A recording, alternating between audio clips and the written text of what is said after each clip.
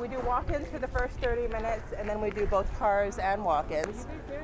We're the only e-commerce food distributor in Hawaii, which means our clients are able to go online, register, and then shop for what they want and need, which not only eliminates waste on our side, and that every dollar that a donor gives us or a food partner goes directly toward a family who wants that exact item.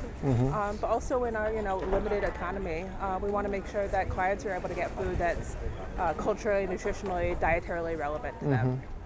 So we serve about 1,000 families every single week. What's the eligibility? Who is a client? I mean, how do you get to be a client? You register for our services. So 95% of our clients make less than $51,000 a year. So most of our clients... 1,000 a year? 51. Oh, 51. 51. Okay. 95% of our clients make less than $51,000 a year. 90% of our clients make less than $40,000 a year. So this is really low income population. So the four groups of our, the four different types of clients that we generally have are going to be our keiki, our kapuna, our alice, which is our working class, or those with physical or mental disabilities. And because we have all of our clients register, they give us all of that valuable data. So we know very clearly who our clients are, where they're coming from, how many kids are in their family, how many kapuna are in their family. We really see this as a structural need, in that the people who are coming to receive our services, they're our kapuna. I think that nobody thinks that our grandmas and grandpas should go out and get a new job to support themselves. And so if we believe that, and we believe that a grandma and grandpa should eat fresh, diverse, nutritionally, culturally relevant food, that's what we're here for. Okay. So they go online and they register, but do you have qualifications? You said 95%. Yeah, so we removed all qualifications. There's no qualifications. Okay. There are certain qualifications for certain types of food, like USDA. Right. But the specialized programs for USDA. like TANF, exactly. Yeah. But in order to just receive our services in general, there is no qualification. So it's kind of self-qualifying. In the sense that people that needs help can come and get it. Find their way to you and they get help. Yeah. Okay. So come inside. We'll show you what's happening inside as we start the cars. As I continue to pepper you with questions. And staff too. Everyone you see here is a volunteer. How's it? Hello, Ed. Aloha. Good to see you. Thank you for good to see you. Aloha, Ed Case. Yeah, pardon the glove? Yeah, that's all right. I'm into it.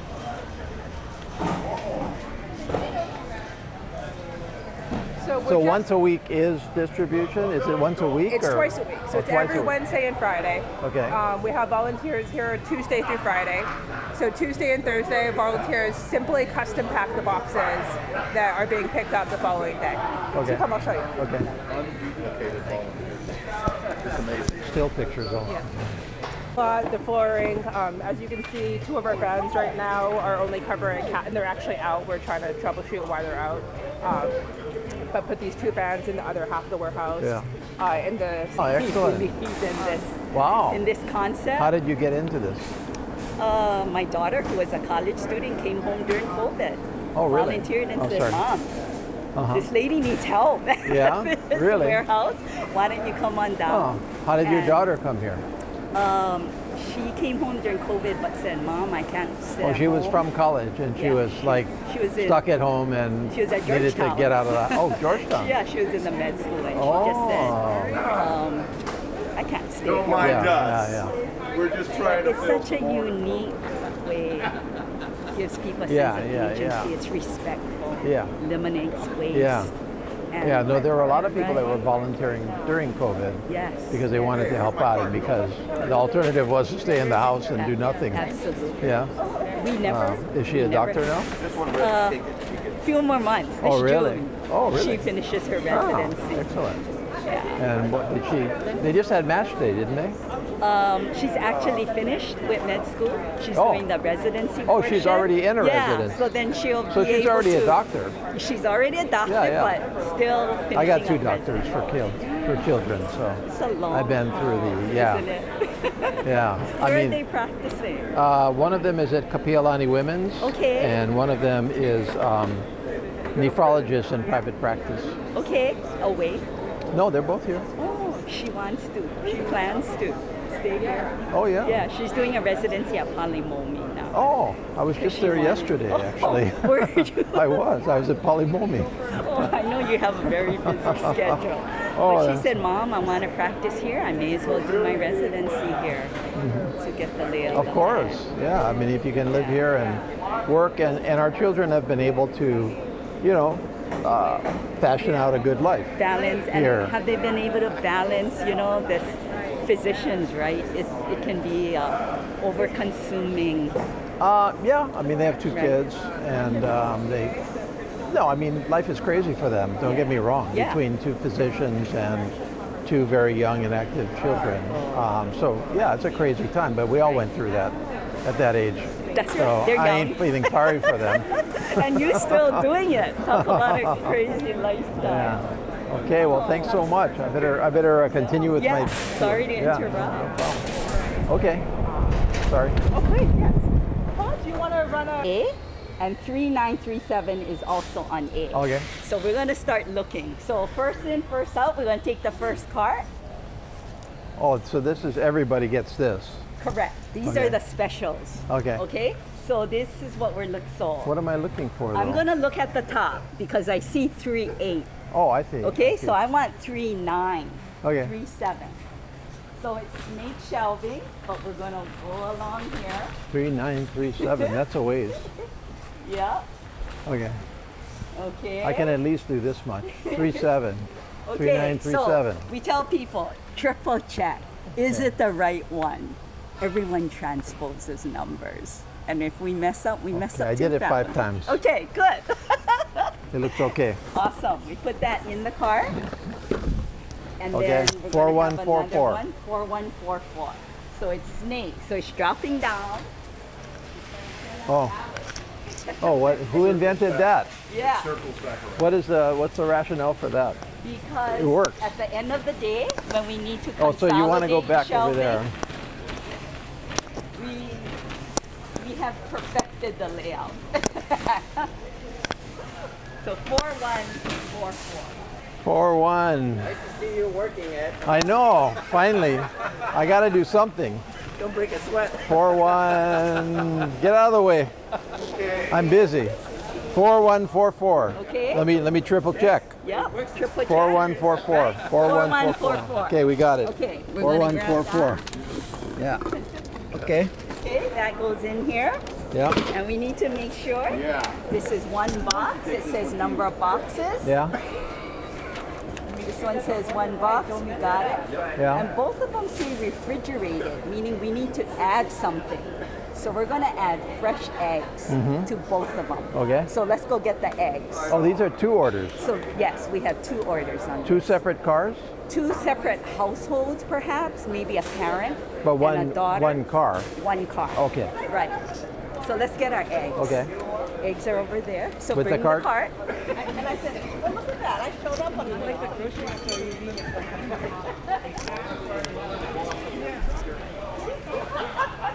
I need 1 egg. He needs 1 egg for each, so 2. 2 eggs.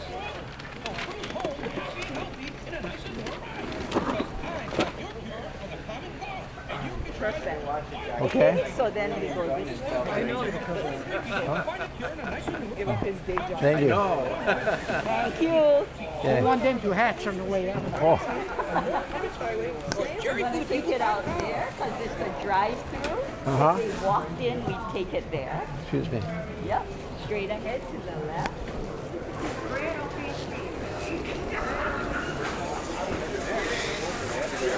Sorry. There's always another cart, baby.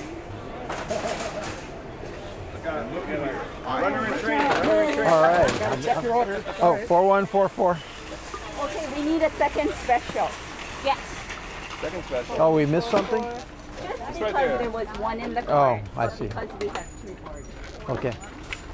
Yeah. Okay, break a sweat.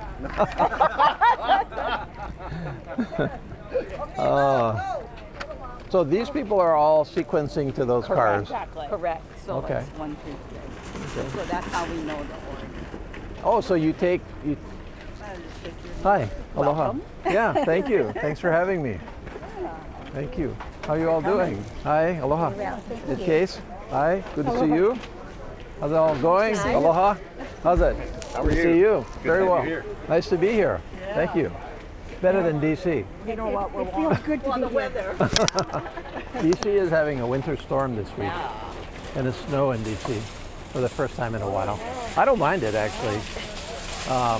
You know, but it's we haven't been getting snow in DC for the last couple of years. Isn't that amazing? Yeah, I know. Yeah, exactly. Okay, got a sequence.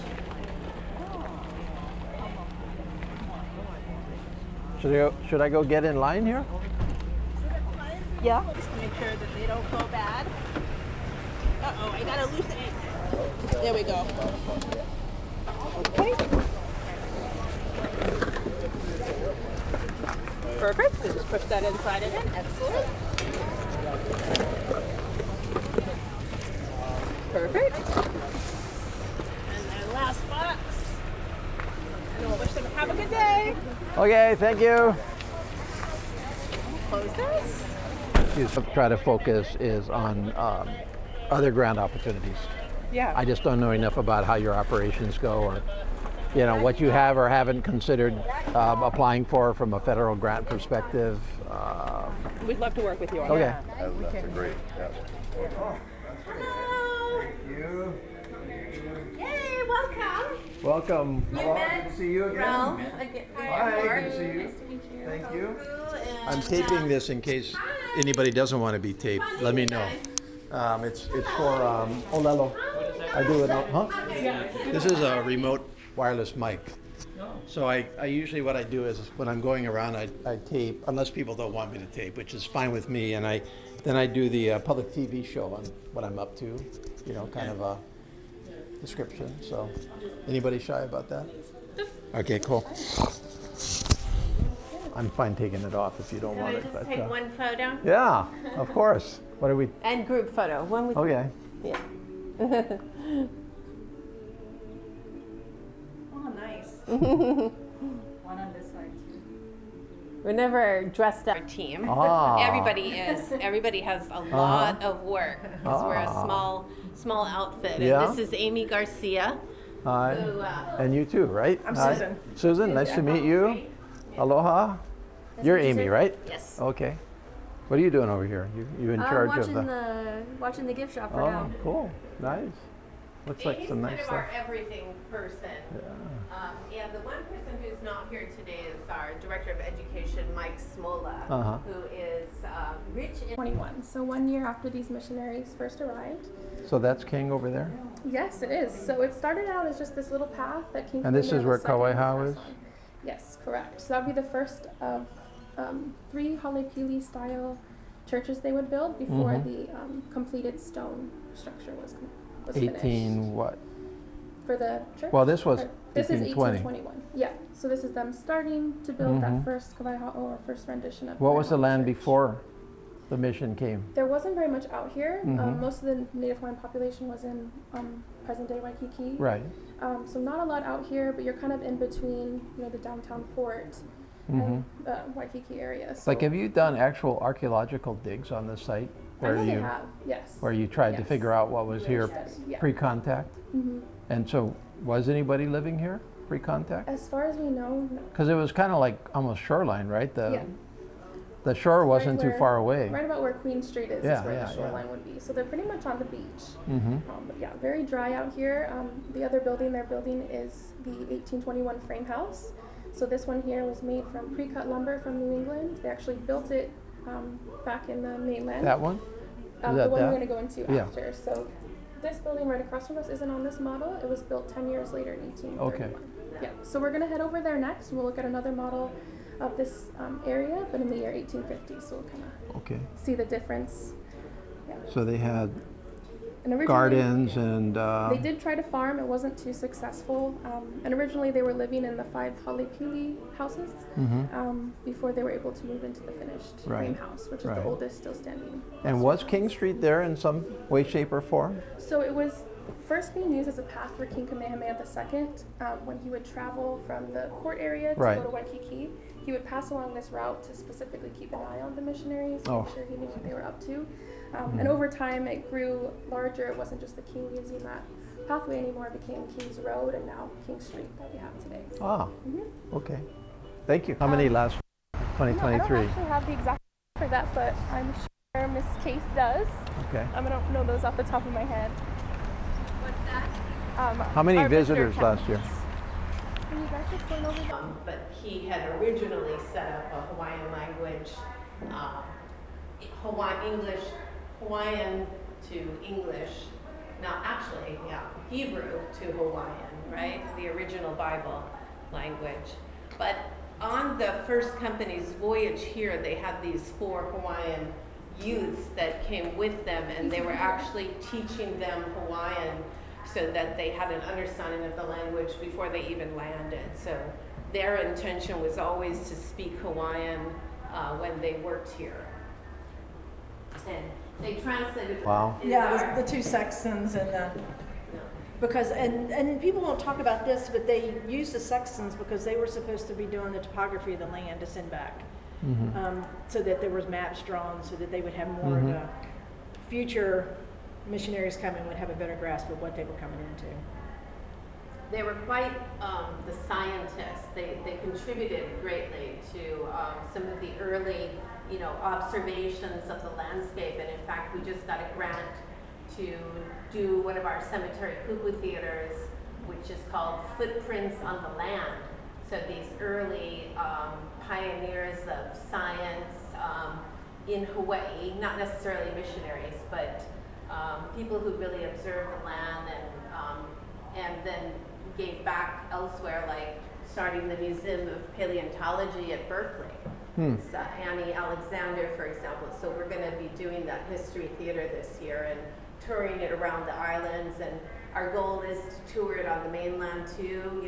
Get into the Hawaiian Hall at the Met in New York and really tell the Hawaii story. Yeah. Hiram Brigham. His wife's chair is the one on this side here, and he actually made one for Ka'ahumanu after she had seen his wife's chair and really liked it. And I mean, he made it? yes, these are the chairs that he made. But he couldn't make the exact same chair. He Right. had to up it a level for Queen Ka'ahumanu. So he added a few touches, one of which is the ivory here. And then there was the type of wood that was just one level up so that Queen Ka'ahumanu could feel like a queen sitting next to Sybil Bingham. Yeah. And from her writings, she had said that she took that everywhere with her, and when she passed away, it was given back to. So they had a fireplace. I mean, This was this the is downtown Honolulu. But, This is actually the kitchen. oh, this is the kitchen. Okay. So they weren't cooking it. Yeah, all right. Beautiful. I guess that's the original coral rock. Yeah, you see some mixes of the materials that they used to go through the different houses, obviously based on what they had available. And so this is kind of the area too where we'll be rotating different artifacts out, so we have something different for people to come and see if they, have already been here before. Our most popular event is our cemetery theater that we do every year. It's really immersive. You're standing next to their gravestone and also hearing a little narrative about who they were and what they did. So this is one that we have planned. This is Clarissa Richards on the wall there. You think of the missionaries as being older people, but actually they were this age. This because photography was later in their lives. It wasn't until the 1840s that it became prominent, and they were here in the 1820s. Young and idealistic. They were. So the grant that we're working on right now with the National Endowment for the Humanities is to digitize the women's stories, the women's letters and journals. Because while the men were writing back memos to their bosses, the women were writing letters to home and really detailing what life was like working with Hawaiians. And it's because of Clarissa Richards that we have this record of the Hale Pili that they lived in when they first landed, which we'll show you now because we were able to create a replica, and we're going to be opening that up soon, within a month. And we're going to have it set up for exactly how they lived in it. She gave the specific dimensions of the building, so that's why this is an exact replica. How are you today? Good, how are you? Oh. And then, I think, Susan, you'd like to start with the COPPA? It's just a quick explanation. I just wanted to bring out a couple pieces of our COPPA, because it's. Where are you actually bringing them from? Are you? We have 2 storage areas. These come from our more controlled one, which is just right around Like the corner. climate controlled and Yeah, everything? Yeah, it's very stable. So I'd like to keep all my COPPA over there, and that was one thing that we applied for a grant so that I could consolidate it all over there, and we didn't get it. What kind of grant? It was the Decorative Arts Trust out of Pennsylvania. We'll keep looking for funding for Yeah, that. Okay. because we have a lot of And a COPPA, and competition. there's some, we have other storage areas in the second floor of the Chamberlain House, and it's not as stable. So that's my goal, is to get all my COPPA over there. But I just want to bring these out because this is a good example, kind of like a melding of cultures because of the Paisley. This is print. COPPA though. Yeah, and this is a very fragile piece. Yeah, it doesn't So look it like your doesn't- normal COPPA. No, Yeah, I mean, design-wise. right, exactly. I mean, And So that's we actually had a teacher Yeah. of Smith College come out and research this introduction of Paisley. And Bishop Museum told her to come over here because we had a And this very is actually, it's a extensive- large piece, but I'm not gonna enroll it just because of its fragility. This is the famous Lincoln pocket watch, and it was sent to Reverend James Kekala. I always get it wrong, I'm sorry about that. But he was the first Native Hawaiian ordained minister, and he spent a lot of years in the Marquesas. And when he was there, a ship came in of some not so nice sailors and committed a lot of atrocities to the Marquesan people. And they swore revenge on the next ship that came in. So the next ship that came in was an American ship. And they captured 2 sailors to have the revenge and have them for dinner because they were cannibals there. And it was the Reverend and another pastor that stood up for him and saved them. And because of that, Lincoln heard about it, and he sent $500 to the representative here in Honolulu and said, get these men some pocket watches as our way of thanking them. And this is one of them, and on the inside it actually has engraving in Hawaiian. This is James Kekela and his wife, oh wow. Maria. And this is the box that it came in. So I'm sorry, this was given to their families, It was given to the men. but the men were dead. Not out to show people, but I wouldn't put it on display. Yeah, totally. Beautiful. Sometime in the 70s or 80s, it was actually stolen. From it was on exhibit. Yeah. Yeah, do you guys worry about security here This was wrapped inside. to give to you? Mm-hmm. Wow. Such a wonderful story. I couldn't believe it. I'd heard about this particular image, but we didn't know what had happened to it. Why did that woman have it? Well, she was a Richards, a William Richards descendant somehow, and he lived on Maui. So it came to her family, Wow. and she decided it belonged here, which was very nice. All those things hiding out there in those families, huh? This is William Yes. Richards here. Yeah. And there's William Richards, yes. So Lahaina Luna Engravings, the printing press at Lahaina was very active, Sure. as well as the copper plate engraving was taught there and the students did the engraving. And this Hilo. is Hilo. This was the Cone family house, and it later became the first Hilo boarding school. You familiar with that? I asked her to bring out everything Hilo. Oh. We like Hilo here. Hilo Boarding School is up on Hiley Hill, is that right? Near, in the foot of Hiley Hill? Where the YMCA is now? Anyway, I'm not just, sure, I'm but trying to remember. This was done about 1840. It's Kapi'olani, who's not the queen, but the chiefess. Mhm. And she's writing from Ka'avaloa near Honaunau, South Kona. Right. And she's saying we want to plant sugarcane because we want to do something with our bodies, and the mill is in operation, and we planted cotton, but we don't know too much about cotton. And the coffee has been replanted, but if it rains, there won't be any beans, and our work would be of no value. So she's just writing to Mr. Greetings to Ruggles. Yes, Mr. Ruggles, Ruggles. and his wife. That's Katie an and old wife. Big Island name, Ruggles.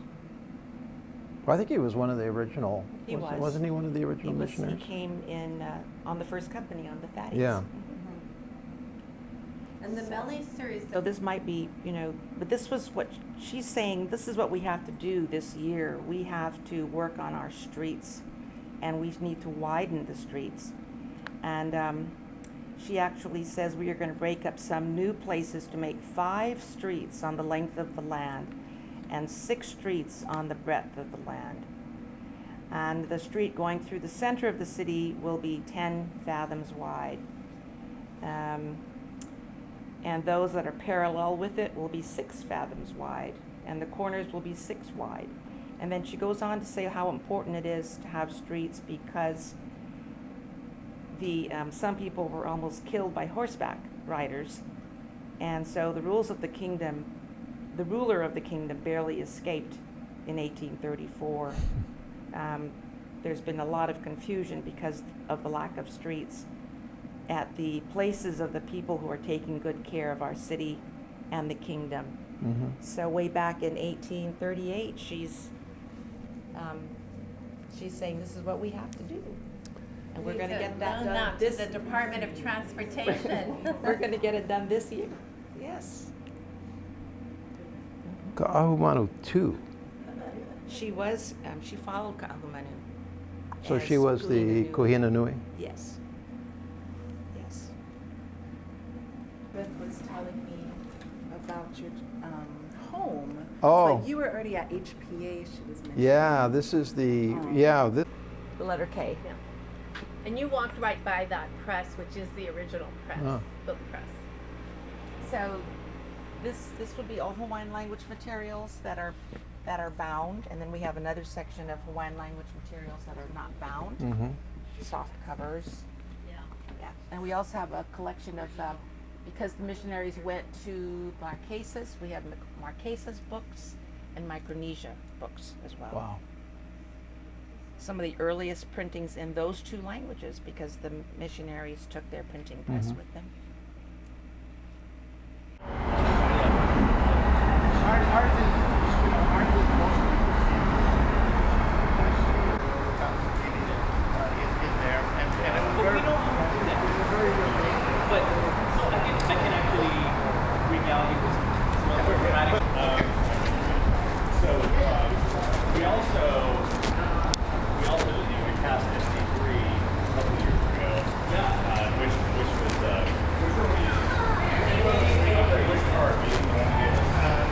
Yeah, use the red one. Yeah. all right, wait. Yeah, but right now on every second train.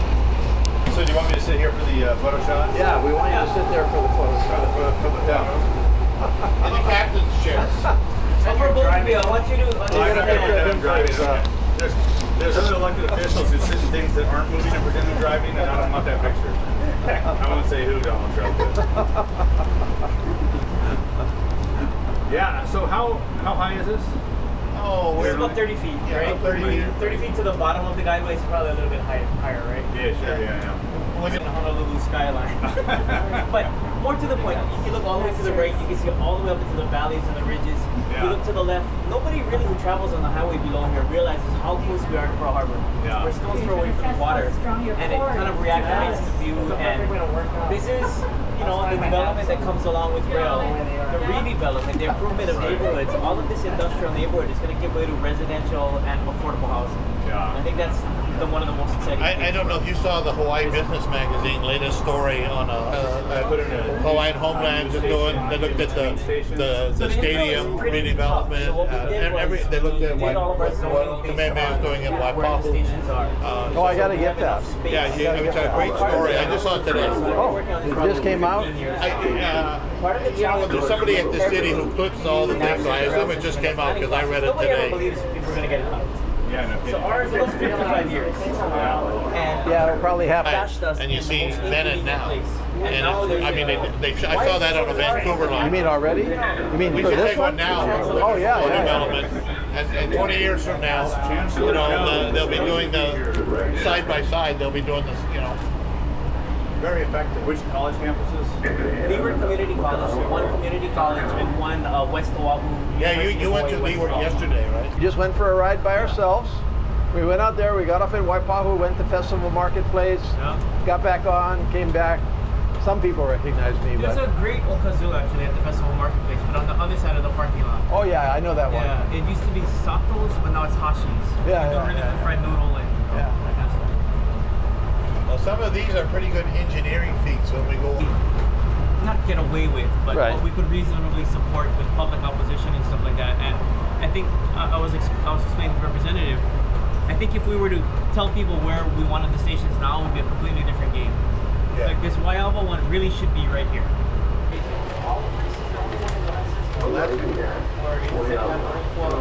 Actually, I'm gonna do it differently.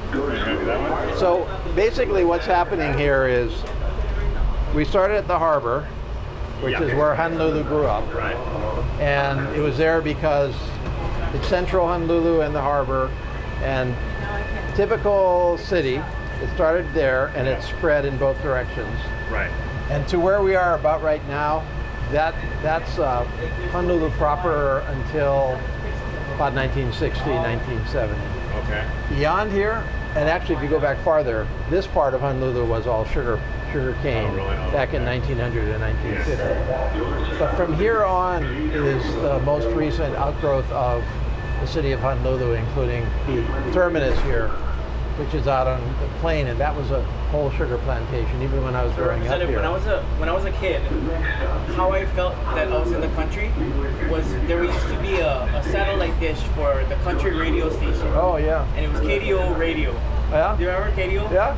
There was right on the side of the highway, so I always thought that once we passed that, we were in the country. Yeah. And yet this is just like Honolulu. Yeah. No, this was really the limits of Honolulu for until 30 years ago. And then we started grade. This is our only at-grade station. So this is the only at-grade station, and we just put a tunnel underneath it. We're able to get there because there wasn't any highway in the way. So the most elementary question that people ask, and no matter how many times we put it out there, is why you guys never just build from town where the traffic is bad and build west to the airport? And the question is the answer to that question is we needed so many acres for the rail yard here, and it had to originate from here. So is this your rail yard? Yeah, coming up right on the left side. Where all the trains are. Yeah. How many train sets do you have? We will have 20. We have 19 right now. It takes 5 to run this 10-minute service all day. It's just nicest of view over there. But I think it's just the view out the side is just nice. The other thing, since we're facing this way, is you'll notice the open gangway floor plan. It's where there's no separation between the cars. And we encourage people if there was an incident here, a bad person or something, you can easily walk away to a different part of the train. Yeah, there's about 40-something cameras on board, so the OCC can view this in real time, and then there's emergency calls throughout the throughout the train in case anybody has a question or they need a response. They simply hit that. It'll trigger the camera. It'll actually pan to where where it was initiated from, and they'll be able to see who they're speaking with via the intercom. So we're coming up on the Department of Land and Natural Resources actually controls this. They're doing a land swap with D.R. Horton here. Where, right here? Yes, so they're doing a whole village here that is going to be a second station entrance for us, a bus transit center. A hotel is actually going to go right here in this green section. Do you know what land they're swapping with Horton? Yeah, there's a parcel. You see the brown portion over there? It's like a strip of land. They're doing a little land Because swap. they already have their new project in here. Correct. Right? Yeah. Oh, that's a good idea. So here, this is the UH West Ō'ahu Station. You can see the campus across here, accessed via the land bridge. The current chancellor made it kind of said, "Can you guys never just build on our campus?" I'm like, let me tell you why. And I named the people. The city council and everyone else is working on establishing a film studio right here on this corner, which is on the University of Hawaii. Thank you. Thank We're going to splash you all over my social media if that's okay. Oh, nice to meet you. How you guys doing? Nice to meet you. Yeah. Would you like to take a picture? Oh, of course, yeah, can we? You guys don't mind? You come inside too. Where are we going? Where's the camera? Oh yeah, over to Jackie.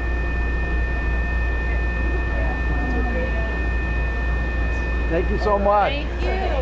How's the station doing today? Yeah? Smooth? Oh yeah. Good. It's a good day. Nice and breezy. Yeah, it's a nice day. And then if you guys Are have you- any problems with the station, just feel free to let me know. I'll take Okay, care of it. thank you.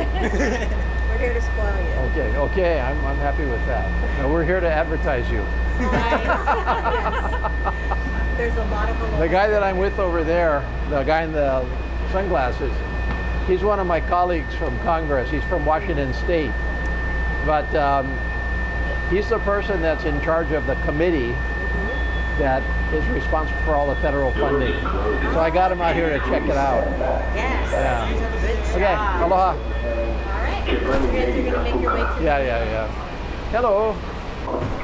We allow suitcases. It's the only line we do.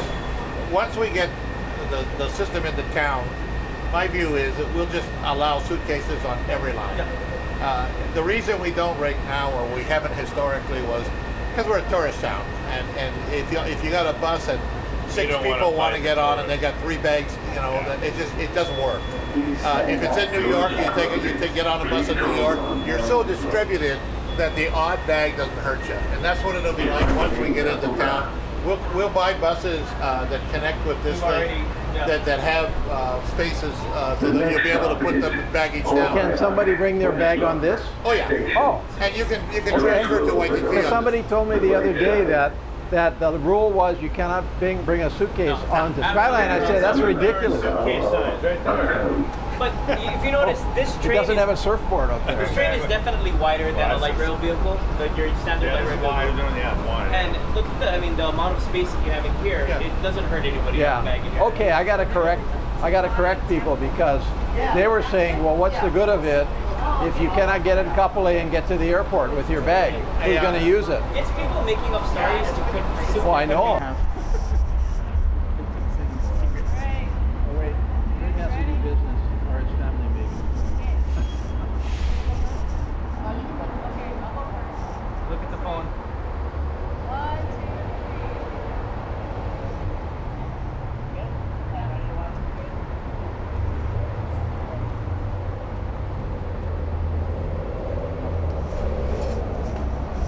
Washington 2. Okay, ready? Yeah. Ready. Aloha, Congressman Ed Case here. I'm at the Halawa station for Skyline. Just got off the train with my friend and colleague Rick Larson, who represents the 2nd District in Washington State. Rick has been in the United States Congress in the House of Representatives since 2001, which means he's very, very senior.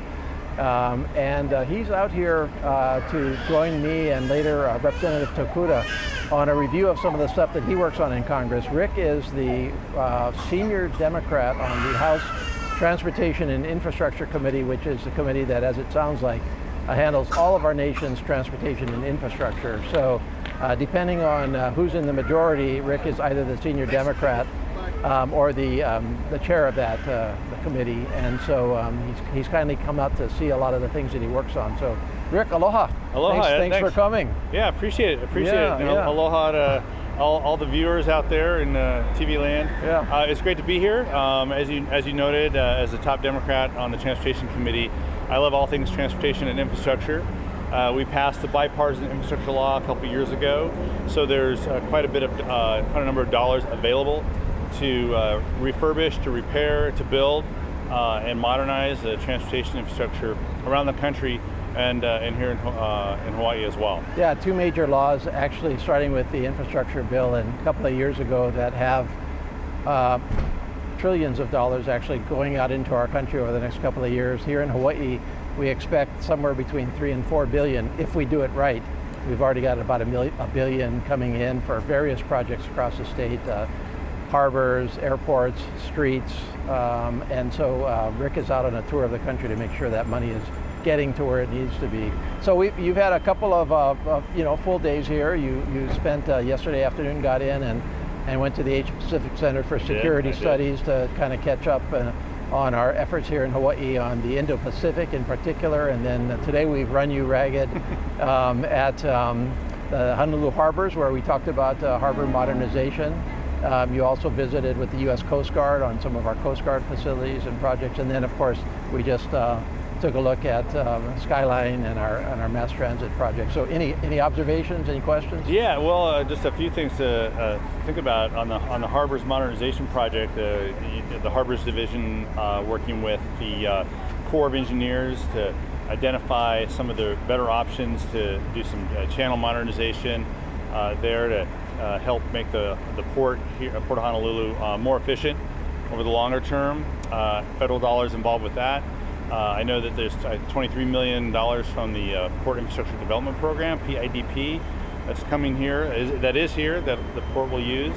Met with the Coast Guard, District 14, to talk about the 12 million square miles they have responsibility for, but they're based out of here, and some of the work that they're doing and the role they play, not just locally, not just in Hawaii, but in the larger Indo-Pacific region. And then great transit ride on the transit. We're building our own transit system in the Pacific Northwest called Sound Transit, and so I like to compare and contrast and we learn some lessons. But again, federal dollars available through the BIL, the Bipartisan Infrastructure Law, to invest in transit. And then it's just this day one. I'm still here for a couple in the state for a couple more days. You got a couple more days. The other thing we talked about was the Ōlelo Watershed Flood Control Improvement Project, which has been on the books for a long time, and as we all know, we've got a revised project from the U.S. Army Corps of Engineers, $1 billion project, and so we spoke with the Corps of Engineers about that.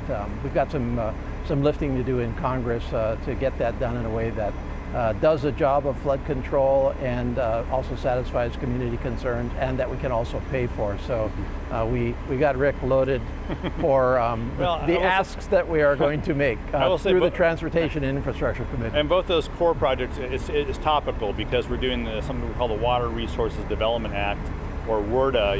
You might hear it as WRDA, and we have to make put some language in that bill to facilitate those projects, as well as I think there's 150 requests from members around the country for the Water Resources Development Act 2024 version. Really? Yeah, so there's a lot going on in Washington, D.C. 150 requests from around the country. Yeah, around the United. Well, we got 435 members, so 150 requests. I've got at least 2, so I think I'm ahead of the game right now. Yeah, I'm not sure there's a lot of requests out of Wyoming right now, so that's the thing. So I guess you're getting one of Wyoming's. I don't know.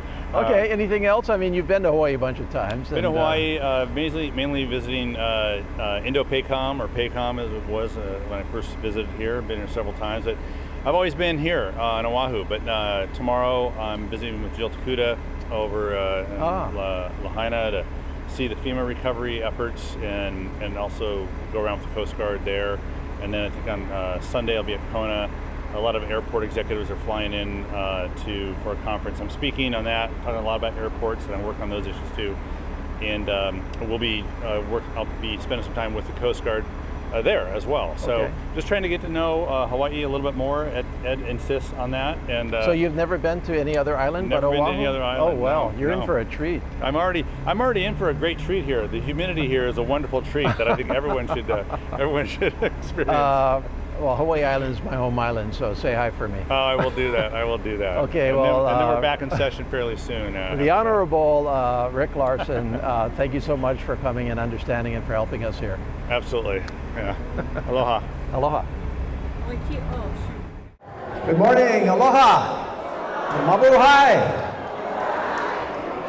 It's so great to be with you here this morning. It is so great to see all kinds of friends that I've worked with throughout the years, all of my colleagues in state and county government. It's so great to see you. I hope I can go around after I finish talking and just talk story a little bit. I wanted to introduce a couple of people before I get going that are special to me and to my office. The first person is Jackie Conan. Jackie, where are you? Right here, Jackie. Jackie is my deputy chief of staff, and she's in charge of my Honolulu office. Nestor Garcia right here is doing what he's always doing, taking video. He's also in my Honolulu office, and of course, my top two people in Hawaii are proud Filipino Americans, and I'm proud of that myself. I've just finished, as you heard, 5 straight talk stories throughout my district. And I've heard from hundreds and hundreds of constituents. We had talk stories in Hawaii Kai. We had talk stories in downtown Honolulu, Mililani, Moanalua. We were just out at Kapolei. And we talked about many things, but we talked about the difficult times that our country is in today, the difficult division and polarization that we're all suffering from. But we also talked about the fact that our country is still the leader of this world, and our country is still the strongest and best democracy in the world, and that we have obligations to our world, and we need to work through those in Congress. We also need always to help our Hawaii in any way we possibly can in Congress, and we discussed in my talk stories many ways that we are trying to do that, whether it be Red Hill, closing down Red Hill, or whether it be trying to help our ohana on Maui, which is near and dear to many, many of our hearts, and is a problem and an issue and a challenge for all of us. And we talked about trying to help our business community in particular, because we all know that the foundation of our society rests in our ability to do business and to generate the kind of income that will support us with good jobs, take care of our families, take care of the needy among us. And we talked about the necessity of continuing to strengthen this incredible Hawaii that we have, this precious jewel in the world that is so different from anywhere else, that is so strong from a first-generation immigrant perspective, so strong from living together with each other in a way that actually is still an example to the entire world.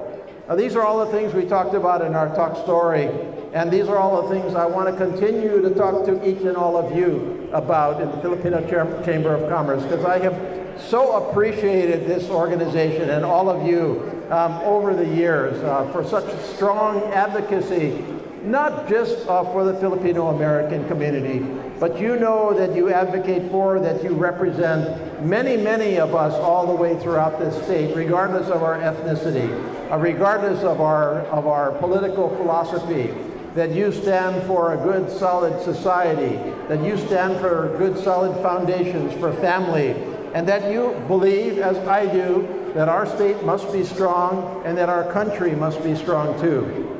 So I think I'm probably getting in the way of lunch, or at least I'm getting in the way of the second part of lunch. So I'm not going to talk a whole lot much longer, but I want you to know one thing finally, and that is that I am proud to represent you in Congress, and it's not just about being proud. We are here to help. We are here to be your partners. We are here to be your ohana in the success of all of our communities, the success of our families, the success of our children and our grandchildren. And we are here to partner with you, each of you, in your own way, towards a better Hawaii and a better country and a better world. So please stay in touch. Please come talk story with us. Please let us know what you need. Please come work with my office through Jackie or Nestor here. But thank you so much. I'm going to cruise around and just see what's on your mind. I really appreciate being with you. Mahalo. Thank you. Thank you so much. Okay, so thank you for that wonderful speech, U.S. Congressman. I didn't know I was giving the speech. Yeah? How's everything with you? Yeah? You okay? Thank you. Good luck to you, huh? You take care. Aloha. How are you? Thank you. Hello. Aloha. How are you? Senator, we How will are see you? you, sir. Oh, good to see you. Oh, yes. Milalani Mauka. Yes, thank you for coming. Thank you, thank you. I We'll really take a appreciate- picture with Okay. Mark. Okay. Good morning, everyone. I'm Colonel Bob DeHall. I'm a retired health care executive. I'm also We like those Stoke stories. All right, cool. Yeah. You like them? Yeah. Did you enjoy it? Okay, sorry, Mark. We will be asking you questions. Hawaii American University. One more, Mark. My question. Thank you. Thank you. Yeah, Thank you so much. Aloha. Hi. Aloha. Yes. Yes. Hi. We are with Aloha. Thank you. Hi. Aloha. I just want to follow up on what you just said. We'd like to meet with you. This is on the J1 issue. We are bringing On the what issue? J1 visa. Oh, yeah. We're bringing a lot of Filipino teachers from the Philippines Yeah, to yeah. Hawaii, and there are issues coming up. Yeah, yeah. And this is really at the federal level, so it has to be, discussed with you. How are you? Sorry. How are you? Good to see you. Aloha. Thank you very much. Yeah, good to see you. Here. Let me take a picture. Okay. Before we go on real quick, if you folks, if anybody's taking any photos or any kind of like conversations, I please better. take it out. Too distracting. So that's my understanding as of today. Thank you. Appreciate everybody's work. I'm going to pass it off to the Congressman. Thank you. Is Jill here? Did you say that Rep. Tokuda? Huh? Oh, okay. I was going to say hi to her. I haven't seen her all week. I'm going to see her next week in D.C. I've been listening to the questions, the really great questions, and I've been listening to my colleagues. And I want to use the opportunity to say what I said during my remarks, and that is that all of these issues that we're talking about, that we feel so passionately about, that we know are very difficult issues, and we've talked about some of them. We've talked about housing, we've talked about food security, we've talked about homelessness. These are tough issues for a reason. They're not simple issues, and they're not simple answers. You can't just throw a particular solution against the wall and call it a day. And you have to work at it. You have to go down and understand what the roots of those issues are, and then you have to decide, how can I tick off each of those causes of that issue that will add up to a real solution? And the point I want to make here is that this takes partnership among all of us. It's not like you get up one day and say it's somebody else's issue. And it's not like me saying from the federal government, Congress, oh, well, that's not a federal issue. Or for that matter, somebody from the county council, I'm not picking on you, but because you haven't said that, but anybody else saying, oh, that's a federal issue, I don't have to worry about it. No, each of the issues that we talked about here, and many, many other issues, are all about partnerships among your government levels, federal, state, local, and communities, and you. And that's the only way we're going to pull this off. Now, I could take an issue like homelessness, just to use an example. Homelessness has many, many causes, but obviously homelessness arises from basic marginalization in our society, from the inability, for whatever reason, to maintain work, from sometimes terrible tragedies of health or of family deaths or anything like that. And we know that in many cases it arises from drugs and addiction that we cannot tackle, and we know as a fact that many, if not most, of the folks that are out there on the streets today with homelessness have some kind of a disability. So it's not as if they are dealing with physical or mental disabilities. And so how are you going to solve that?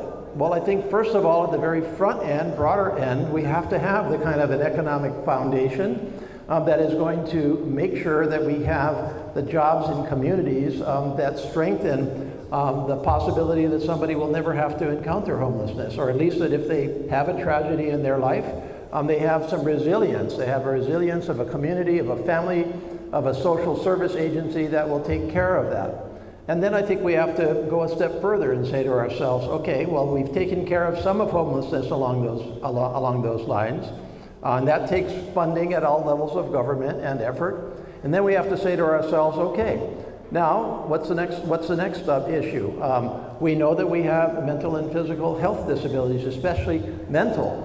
and especially drug-related. How are we going to develop the kind of addiction treatment programs that are not going to send somebody right back onto drugs when they're out of care? How do we strengthen that side of a person and his or her network? How do we deal with the treatment that is necessary to try to get that person to a life of independent living?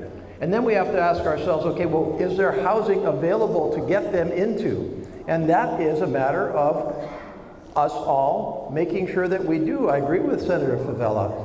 You know, those are matters of state and county law that require that in the context of developing our communities, we require the people that are developing those communities to set aside enough housing that will take care of folks that otherwise would be homeless, so that they have a place to go.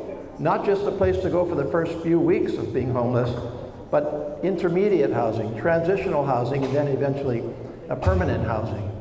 So, you know, we could go on for a long time, but I guess what I'm trying to emphasize here is I just took one issue, people that are without housing.